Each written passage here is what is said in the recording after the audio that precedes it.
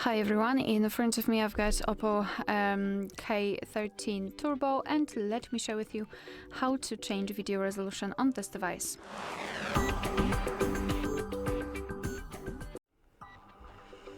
So let's begin with opening the camera app, and currently we are in the standard photo mode, so let's switch to the video one. If it is highlighted, it means that we just set it. Now let's take a look at this option bar at the top, and on the second position from the right we've got the resolution. Here we've got three different options, so 4K, 1080p, which is currently applied, and 720p. So just mark the option which you'd like to use. I'll pick 4K, and as you can see, this icon changed, which means that we just successfully set new resolution, and from now on our device will use it whilst recording a video.